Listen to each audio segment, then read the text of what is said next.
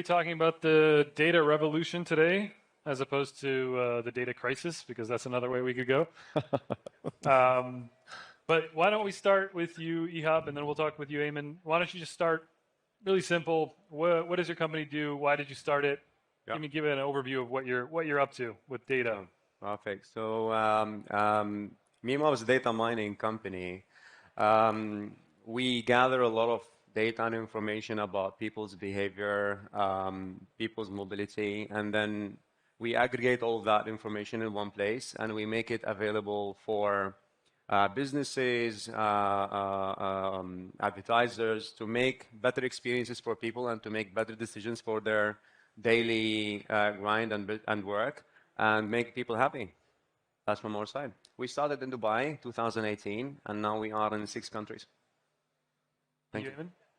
So we've been building an alternative social network for the last 8 to 10 years based on the opposite idea, which is how do we create a platform that its users are the customers by them paying a very small subscription every month or a year, and they become our customers rather than our product. And we've always wanted to create an alternative in every way, empowering our users. And the ultimate empowerment we feel is community ownership. And so in order to do that, it was a complicated, long journey, but we recently purchased our own stock exchange. So we're the only platform in the world that owns both a fully functional social network and a fully regulated securities stock exchange that allows us to both make ourselves available for ownership by our community, but also allow our community creators to list their projects and have their fans invest in the things that they're doing in a legal way. We saw all of this happening in the Web3 time, but this is a legal way to do it, delivering on the promise of Web3 that everybody was talking about the last couple of years. But all in an environment where privacy is at the forefront of what we do. So we don't know our users' behavior, we don't mine it, we don't track it. It's very much a place where you can come and be online and connect with your friends and your following and your audience without us tracking every move that you make. So, Ihab, you mentioned data mining. Ayman, you mentioned social network, and you also talked about privacy. Those are, people have a reaction when they hear data mining. People have a reaction when they hear social network and privacy. Can you talk a little bit, what does privacy mean for your companies, and how are you? What do people stand to benefit if they're giving your companies their data? Yeah, so next start. Okay, great. Okay, so from when you say the word data and data mining, you look at people and you see like the eyebrows going up. Like, okay, so these people are the bad guys that they go and take what they have on us and they go and sell it out. Where yes, this kind might be true for different companies, but for other companies as well, what they do is, yes, they ask you about your data, they take it, but they take another level of security. And there's a lot of rules and regulations in the US, like CCPA or GDPR compliances in Europe, and here even in the MENA market, they started looking into it really, really seriously. And us as a company, we take that at heart, so we are obliged to do the collection in a very secured way. We anonymize every single data touch point that we have on every single serial number, we call it, because you are not allowed to touch into PIIs, personal information identifiers, like a name or a phone number or an email address. And then all of that information, when it comes to the system, it becomes anonymous, so no one can touch it. No one can know a person's name, for example. You can know the behavior. So when we speak about data collection, companies usually do that data collection. If I am a website, for example, and you come to my website, it's very important for me from a data collection perspective to understand who you are. Not necessarily how old are you, but at the same time, I want to know why you are coming to my website. And the first thing that you do on a website when you land on it or an application you download, you start using their services. And the first thing you do is you scroll, and then you see something you're interested in, and then that's a click. That first touch point is a data collection on you. So now I did not ask you about sharing anything. It's just about the click that you have done there. What was that click? Where it was on the website? And from there, I start collecting that information. Why? Because the next time you come to me, if I'm a very, let's say, technology-driven company and business, and I want to give you the best service, instead of you scrolling 5 to 6 times to find what you want, I will be putting it at first for you on top. So that's the one part of data collection, and that does not require anything from you as a personal life. But then when you go to the second step, how many of the joiners here, they have a smartwatch? I guess most of us, we have smartwatches. Why you're putting the smartwatch on your hand? And what kind of information that smartwatch is actually collecting from you? A lot. Your heartbeats, your calories, your weight. You have put your name, your age, your gender. That's kind of data collection. When you ask yourself why I have done that, because you want to see how many calories, how many steps, how many times your heart beats during the day. You're happy to give that. And that's when it comes to why I'm sharing that information. They're not taking it from me. So from a data privacy perspective, it's an Apple Watch. We all, I think, believe that Apple is saving our data. They did a lot of campaigns about that, and we're happy. And that from a data privacy perspective, it's great. So there's a lot of data today in the market that you as a consumer or like a customer give for the benefits for you, but there are a lot of data that they are taken from you without you noticing, and that's when it comes from the ethics of the business. And I think Ayman, he can talk a bit more about that since they are owners of the application. And I'll leave it to you, Ayman, now.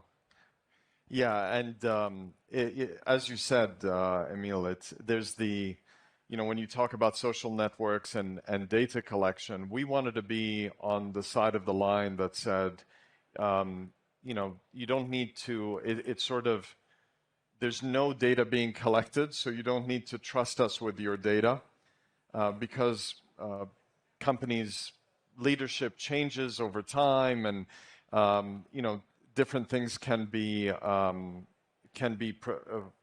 evolved. What we wanted to do was to create an alternative from the ground up that said, we don't need to have your data in order to give you a good experience. We're actually going to go out of our way to make sure that even when you have settings that you've chosen, search history, things like that, those are either on your device or on your own personal data store that we can't even access.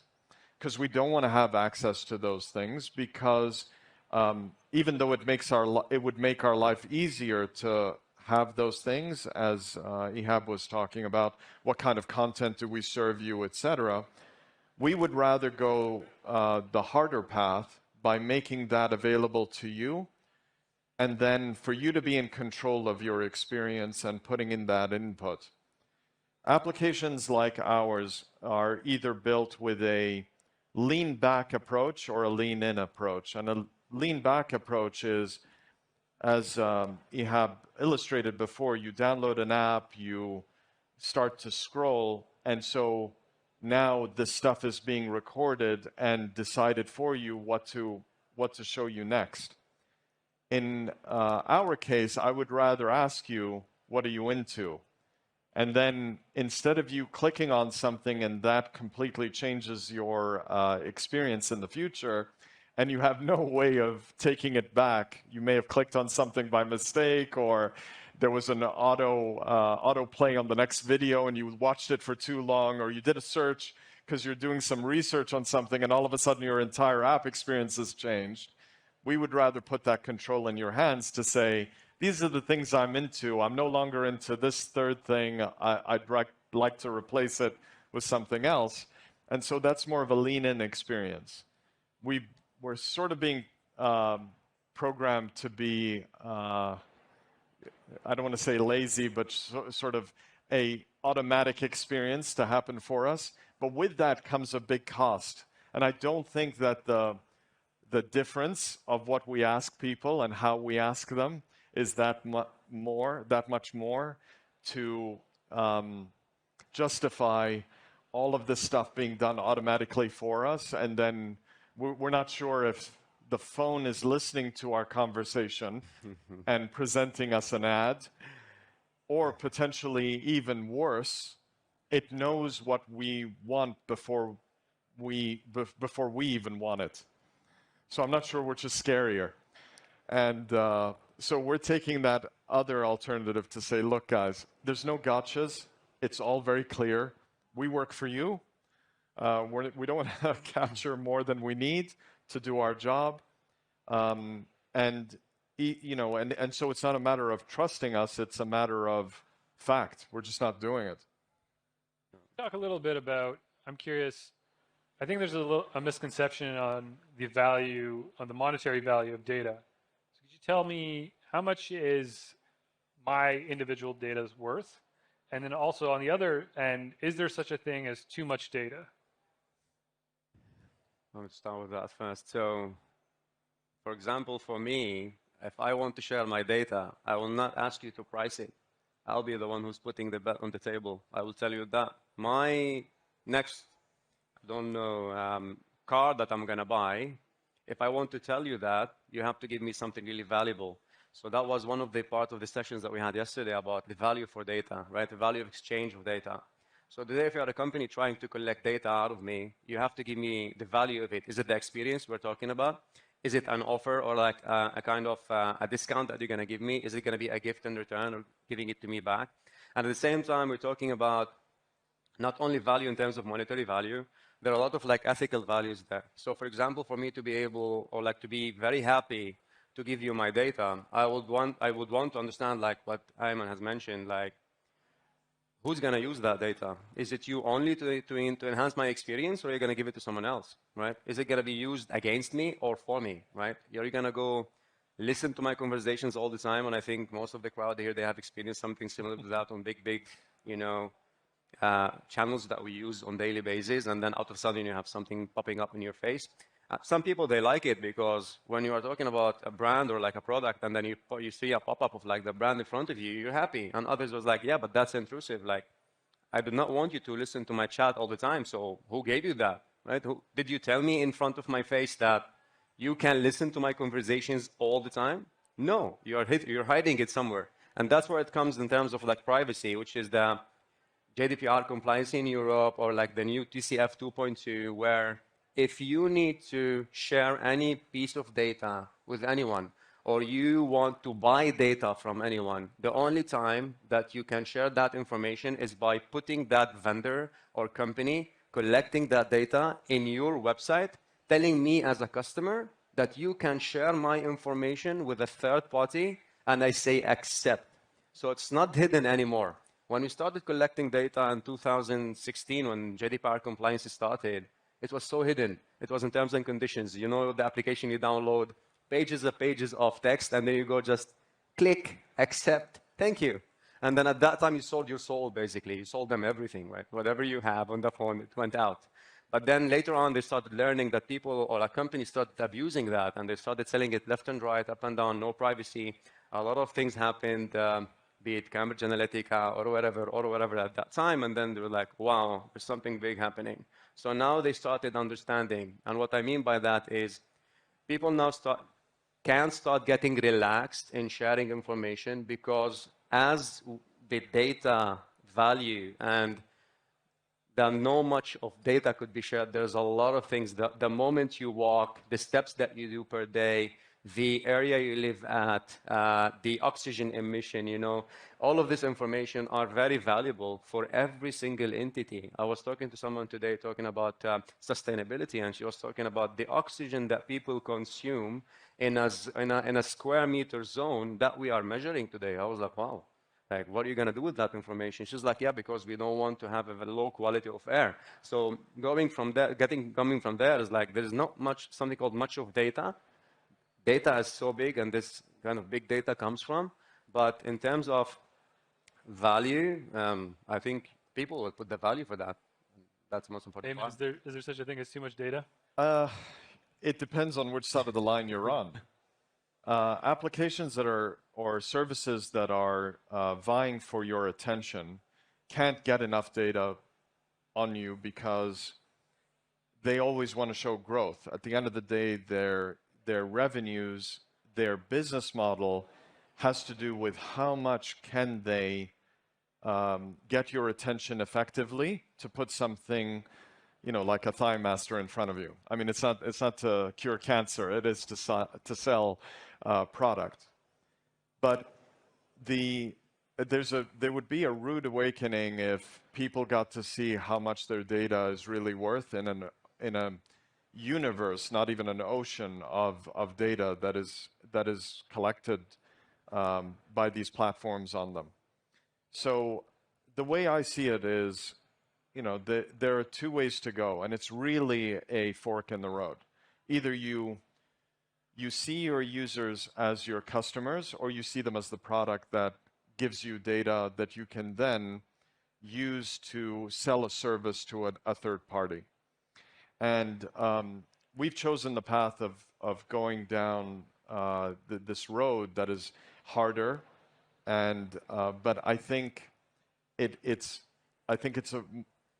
a needed thing in the world today for somebody to take on this challenge, and that's why we've taken it on, and we're the only ones in the market really taking that on.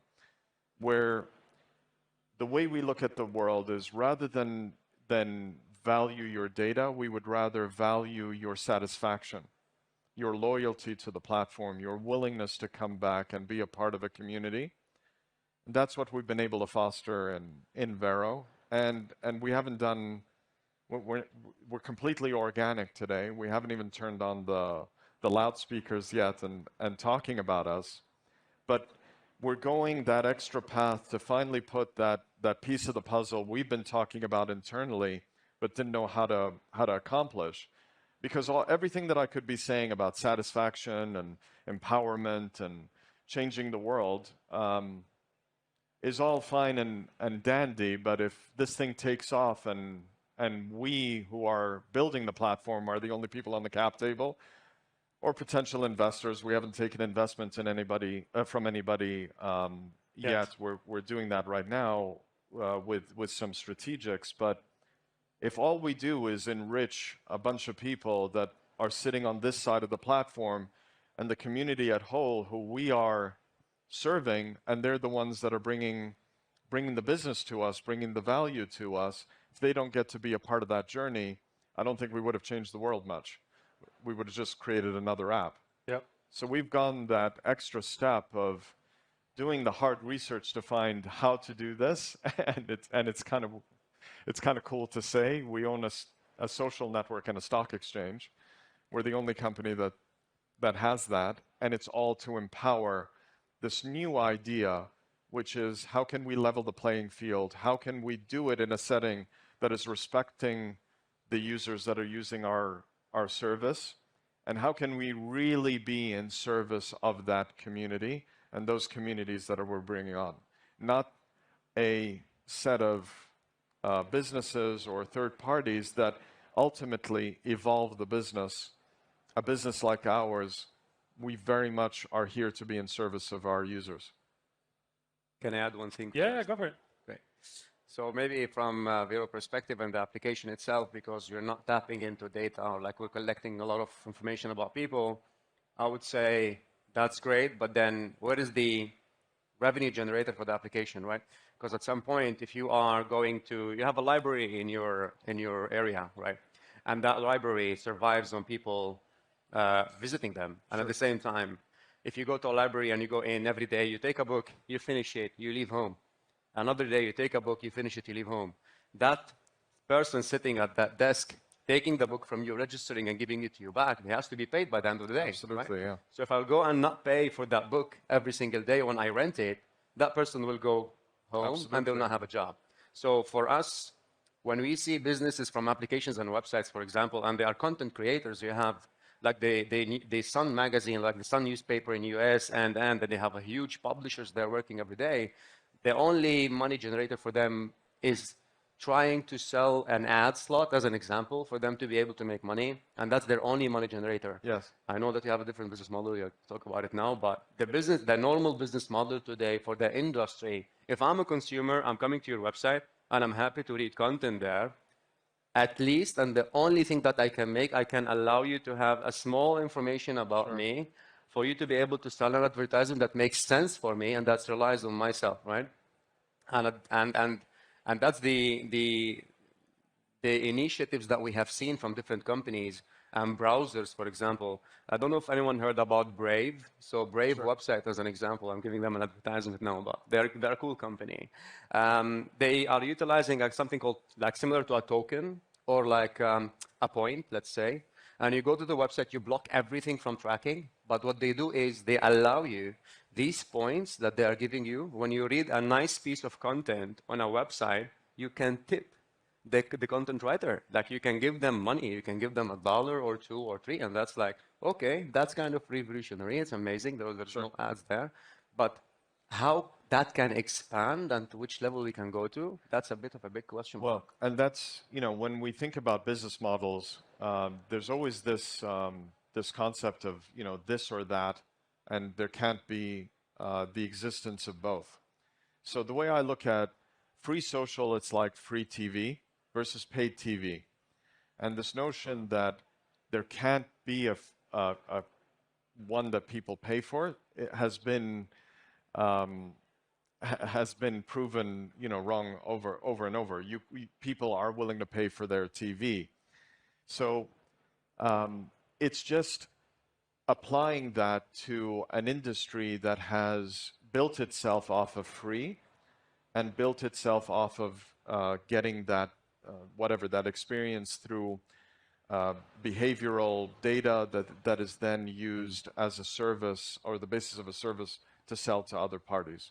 So I'm with you 100%. You can't sustain a business if it's not making revenue. In our case, in the library, you're paying something at the door to be able to access that library and then have whatever it is that is available in that store. And rather than wait for the person who's going to take that book out, and it may be 1% or a very small conversion rate, and then you have to charge a lot because that set of people have to pay for everybody else.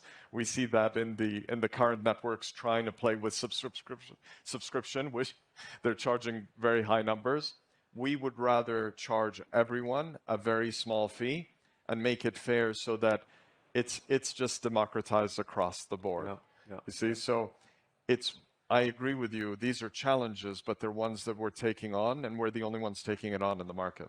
That's good. So a subscription model is the model to generate money from that. Once you have scalability, that will be the next one, like high scalability. No, and without having to mine people's data or do any of that big data analysis, means our costs are lower. So our targets are smaller. And when you're building a social network that is ad-based, advertisers won't talk to you until you have 100 million users. Yeah.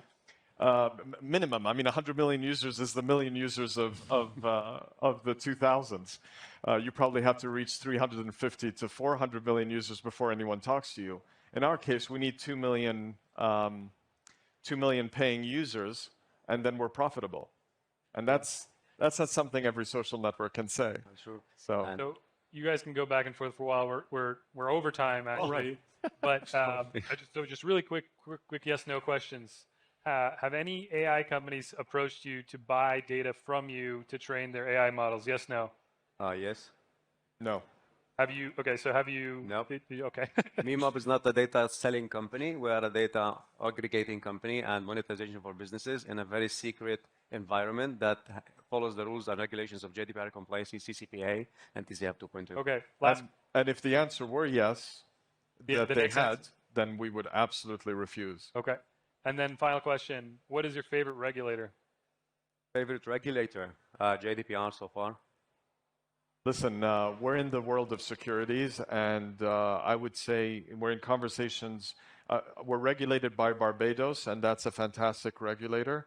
But we're also having discussions with ADGM, and we're also really impressed with just how forward-thinking they are in the region.